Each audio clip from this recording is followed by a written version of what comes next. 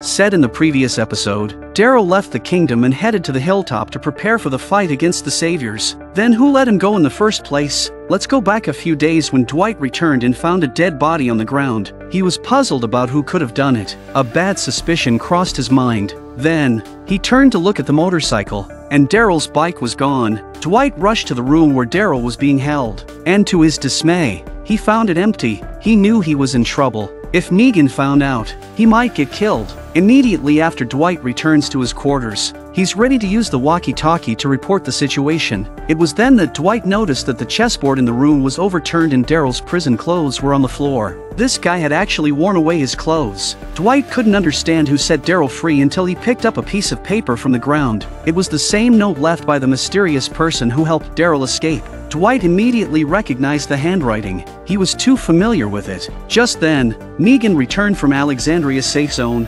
bringing Eugene along. Eugene was shaking and scared. Then Negan asked the woman to take Eugene to his room. Eugene thought it was his day to die. When the door opened, Eugene froze, and his nervousness was reduced by half. Because this room was too good to be the place where he was executed. There was a couch, a bookcase, a microwave, and even a fridge. The woman untied Eugene. This is how intellectuals are treated. Negan admired Eugene's talent, so he was considering recruiting him. The woman asked Eugene what he wanted to eat and went to prepare it. Eugene was astonished by the treatment he received. Having the luxury to choose his food, he opted for egg fried rice. After the woman left, Eugene's mind was still restless. He opened the refrigerator, and its contents amazed him. It was just like before the apocalypse. Everything felt like a dream. Meanwhile, Dwight sat in his room, staring blankly at the note, feeling perplexed. Suddenly, there was a knock on the door, and Dwight felt something was not right. He quickly hid the note as several burly men stormed in, beating him up.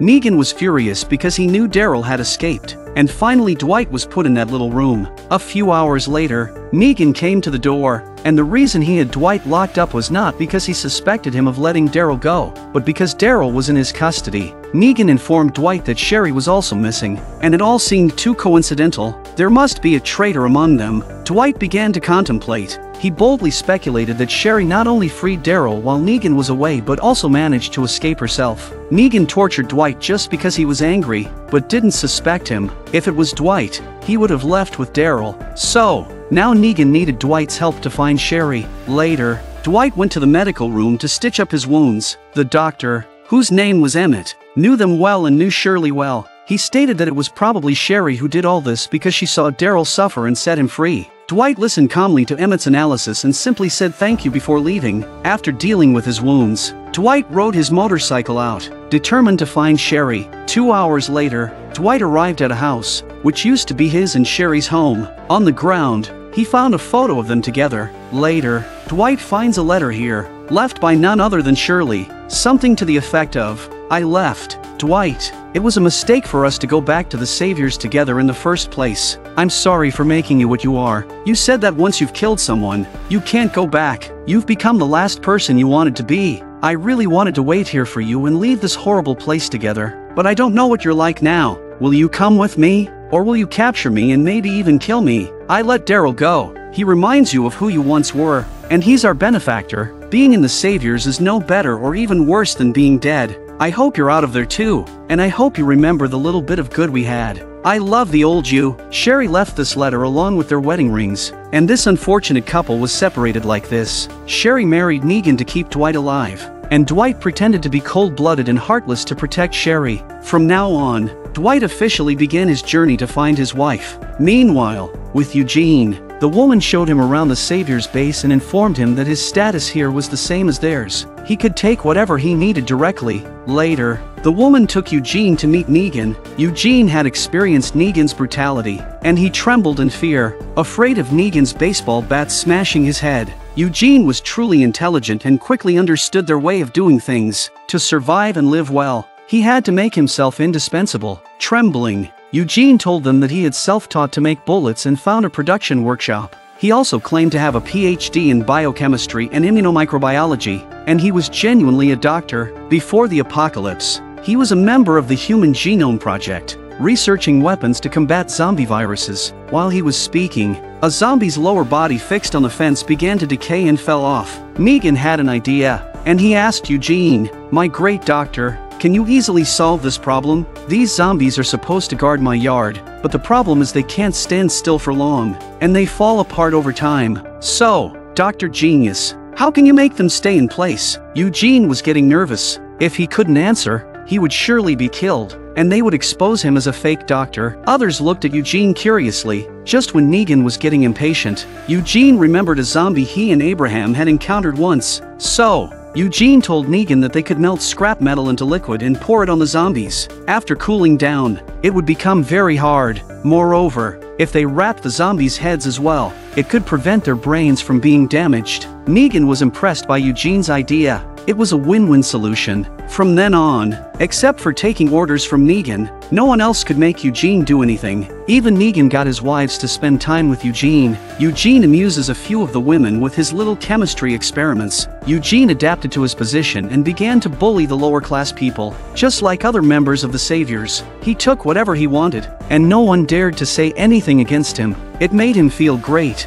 Dwight also returned, and Emmett changed his bandages again. Emmett was a kind person, so he asked about Sherry's situation. Dwight said he found her but had to kill her. Sherry was surrounded by zombies and he had no choice but to send her on her last journey. Emmett is sorry to hear that, and he urges Dwight not to be kind if he wants to survive here. Dwight looked at Emmett and seemed to make some kind of decision. In the evening, Negan gathered everyone in the factory. Negan's men knew that someone had violated the rules, but no one expected that the unfortunate person was Emmett. Negan picked up a small note, which read, "Dear, I'm gone." It was Sherry's note, which Dwight had found in Emmett's drawer. Yes, Dwight framed Emmett. After leaving the medical room, Dwight immediately told Negan that Sherry had been torn apart by zombies and that Emmett was the traitor. Dwight claimed that Emmett liked Shirley, because Shirley couldn't bear to see Daryl suffer, so he helped Shirley let Daryl go, and finally told Shirley to hurry up and leave. Dwight framed Emmett partly because he knew too much, and partly because they needed a scapegoat. Negan was naturally furious when he found out. This guy not only let his pet go but also made his sexy wife leave, which led to Sherry's death. Emmett tries to counter that Dwight set him up, but Negan asked him directly what reason Dwight had to do it. Sherry's dead. What does Dwight have to gain by setting you up? Even if Sherry were still alive. Once Negan found her, Dwight should understand his fate. So, you tell me, what does Dwight gain by deceiving me? Emmett couldn't say anything for a moment. He couldn't think of Dwight's motive for lying. Negan took the red-hot branding iron and slowly walked towards Emmett, and everyone couldn't bear to watch. Emmett begged and hoped Negan would spare him. No! No, please! Now you know I hate this shit. Just tell me you did it and that you're sorry and I don't have to do this. Upon hearing Negan's words, Emmett immediately admitted that he did it and kept apologizing. Negan seemed to have spared Emmett and dropped the branding iron. That's all you had to say. That is all you had to say.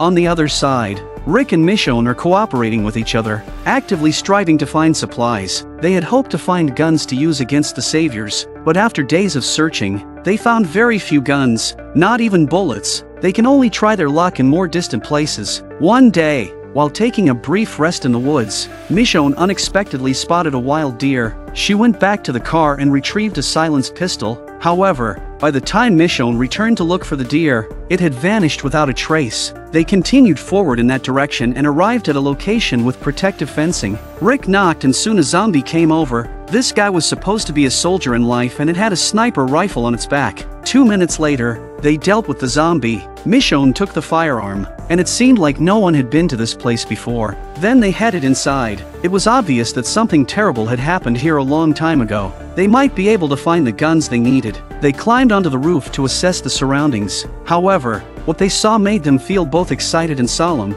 There were numerous zombies below, with nearly half of them wearing military uniforms. Maybe before the end of the world, the army came here to help with the disaster. But everyone was accidentally turned into zombies. They exchanged glances with smiles on their faces. This was the place they were looking for because these soldier zombies were armed with guns. The only challenge is to get rid of all the zombies. Michonne took a deep breath. believing that with a well-thought-out plan, they should be able to handle it. Just as they were smiling at each other, the rooftop suddenly collapsed, and they both landed on the mattresses below. Instead of feeling unlucky, they laughed even louder. Falling together seemed like a joyous event, perhaps a romantic aspect of the apocalypse. However, Rick's smile disappeared as he carefully looked ahead and urged Michonne to do the same. Their front was piled with a large amount of food, including various canned items and compressed rations. Today was truly a lucky day. As the day grew darker, they decided not to act and rest for the night. Tomorrow, they would deal with the zombies and search for firearms. They lit many candles to create a romantic atmosphere and enjoyed the delicious food they hadn't tasted in a long time.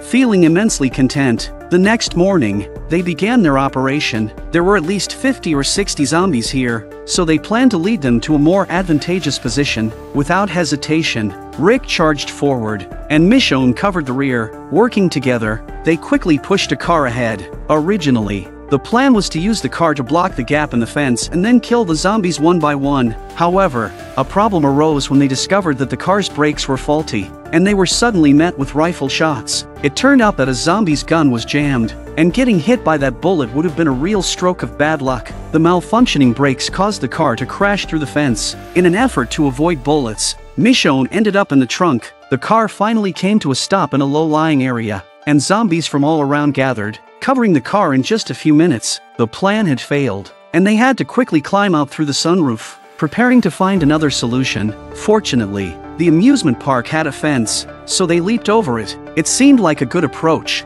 as the zombies were blocked outside, and they could kill them one by one, but soon they realized that the fence wouldn't hold up. The zombies easily knocked it down, and they had to create distance from the zombies before finding a better location. Facing the encirclement of zombies, they decided to split up and act separately. So, Rick and Michonne each led a portion of the zombies towards the side. They had killed countless zombies in the apocalypse, which was not much of a challenge for them as long as they were careful. Rick once again locked himself in the fence and made noise to attract the zombies. Michonne is just as ready to kill zombies. After killing some zombies, they leisurely chatted and counted how many zombies were left on their side. At that moment, Rick looked in a certain direction and saw that the deer had arrived there. Rick doesn't bother with the zombie anymore but climbs up the Ferris wheel. He's going to kill the deer as a surprise for Michonne. However, just as Rick was about to shoot, he noticed a few more zombies coming from afar. He thought it over and decided not to shoot. Unfortunately, the railing became unstable,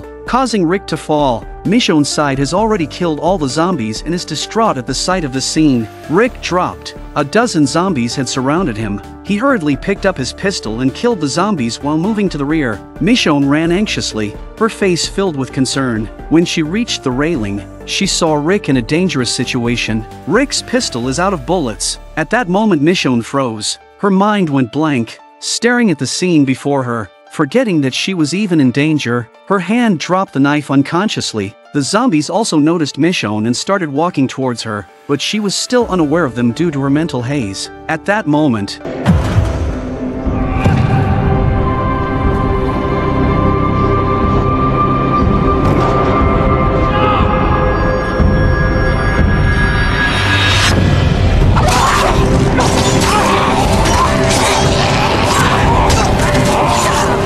"10 minutes later, they had dealt with all the zombies in that area, and they embraced tightly. Next was to collect the dropped firearms. They gradually filled the cart with more and more guns, including pistols, rifles, and even machine guns. Another 2 hours later, they were driving back to the community with their supplies. However, Michonne was not in high spirits along the way, so Rick had to stop the car and prepare to have a good talk with her. Michonne had almost lost Rick just now, and thinking about it made her unable to feel happy. Their affection for each other was deep and genuine. They cared and loved each other deeply. Michonne always believed in Rick's abilities and supported and encouraged him unconditionally. In the afternoon, Rick and the people from the community came to the garbage dump again and handed over the guns to Jotties, hoping that they could join forces to fight against the saviors. After obtaining the guns, Tara counted the firearms, and there were a total of 63 guns, but Jotties said it still wasn't enough. Rick and the others are a little angry. What does that mean? Jotties said that twice as much of this would be enough if fought for them. This was unpleasant news as they had been deceived by Jotties. She deliberately hadn't mentioned the specific quantity of guns they needed when they made the deal. Rick was frustrated as it had taken a lot of effort to find these guns, and it was also a stroke of luck. Now, They had no idea where to find more firearms. Tara noticed Rick's distress, but hesitated to share something. Back at the community, Tara still seemed troubled, catching Rick's attention, and he asked her what was wrong. Do you all remember that before the Savior's slave community? Tara and Heath went out together and they were separated by zombies and she fell down the river. Eventually, Tara ended up in a secluded place where a group of women lived, and they had a lot of guns. When Tara left, she promised not to tell anyone about that place, leaving her conflicted about whether to tell Rick or not.